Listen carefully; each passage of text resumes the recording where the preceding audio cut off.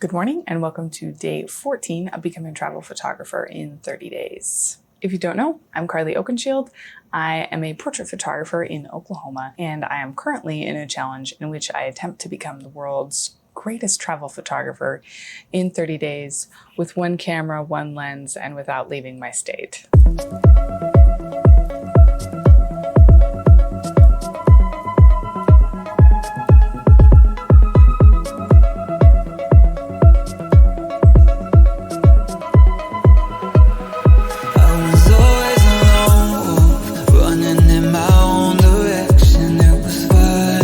If you are following along with this journey, you will notice that yesterday I said it was day 14, and I was absolutely lying to you because counting is hard, and apparently when I put these sticky notes on the wall telling me which day it is, I have a hard time listening. It's actually part of my secret plan for world domination because I have a really hard time keeping the days of the week straight. So I'm trying to make time meaningless to everyone so we can all just enjoy my schedule. So yesterday, I didn't forget that I was in this challenge.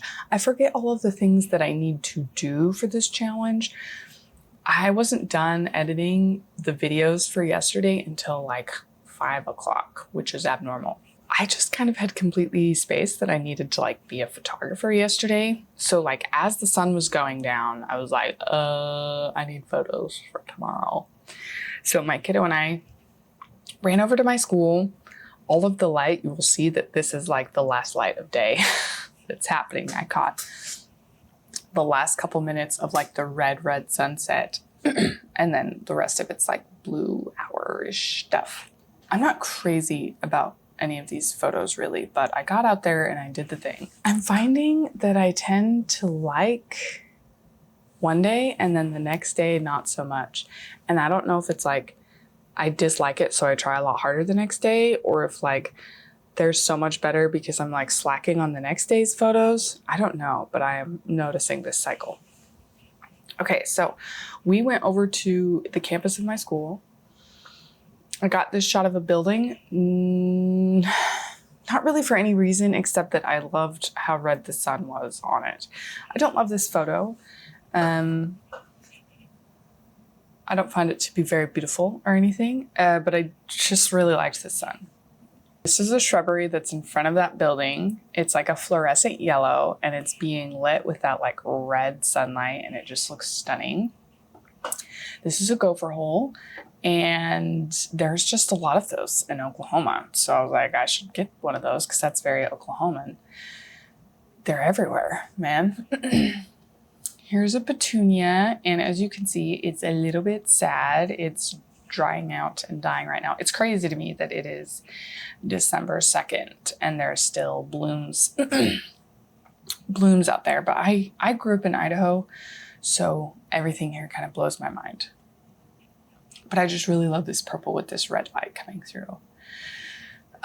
This photo, I really liked the shadows that were being made on the wall by these branches.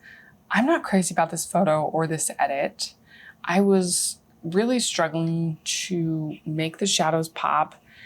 And also, I kind of tried to do the dreamy thing again, where I made it kind of less clarity, a little bit more hazy, but still having like stark shadows. I just don't know that it worked. Here's this next one. This is just my shadow. As you can see, this was just a really good shadow wall, where the sun was, the color of the light, all of it. So this light, super cool. I wanted to get way up closer to this light.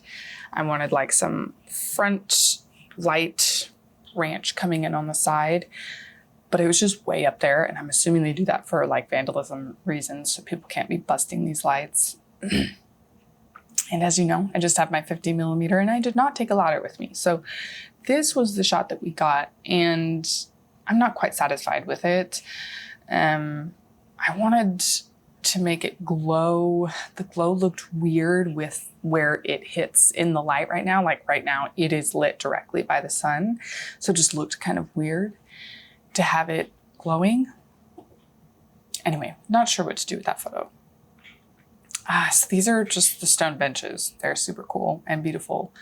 But this up close is the one that I really like. I'm finding I just really like up close photos. I really like the detail work. So this is just a pair of those cool binoculars. And I think it's made to look at the sunset because that's pointed at like, there's like some apartments and then there's like part of the athletic center, but like not a pretty part of the athletic center. So besides that, I'm not really sure what those binoculars ought to be looking at, but don't look into the sun, kids. So obviously my kiddo loved these binoculars.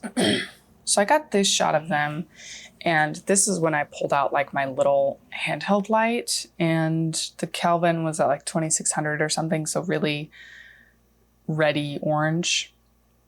I think I'm holding it kind of underneath just a little bit and to the left. And I just wanted to have some color in the sunset and some color on that. I also really like that it's teal colored paint and then it's being lit with like this orangey light. I think that's really pretty. So this is cool. This is a little sculpture that's outside the art building, and I should have read what it was called. But there's these perfect little cutouts. And I have no doubt some of the art students have taken this exact shot because you can frame the art building name in this little triangle. And then I just really like the sculpture because of the symmetry of it. So in this shot, I've got my orange light on the bottom left. And then that blue that's coming across the top, that I actually pulled a gradient in on that so I could get like the blue and orange contrast. I could probably make it more so, but I kind of dig it where it's at. I hate to over edit something. So here's that sculpture again, and I've just pulled the light to the center and up. And then right in front of this art building was a bunch of leaves. So of course my kiddo had to gather these up and put them into a big pile. I got quite a few shots of him jumping into the leaves, and he just has this hilarious, aggressive, like face as he's like throwing these leaves up. So these not moving ones are the ones that made the cut for editing. And he kept throwing the leaves over his face, which does not sound comfortable to me. So I have no idea where he's getting that from. Here it is again, throwing them over his face. You can see him like scrunching his little nose. He's so cute. And then here he is being goofy. Cute boy. Okay, so I did do a panorama, and as you can see, it is quite warped. So this is my first building panorama, which means I don't know how to deal with the warp yet. My computer is really sweating when it's doing these panoramas. And this photo had like 40 photos in it. And I don't know if I'm using too many photos and that is why it seems to be struggling so hard. Or if, I mean, that's actually kind of crazy that Photoshop can do this and that compute power can do this. So, you know, maybe that's just to be expected.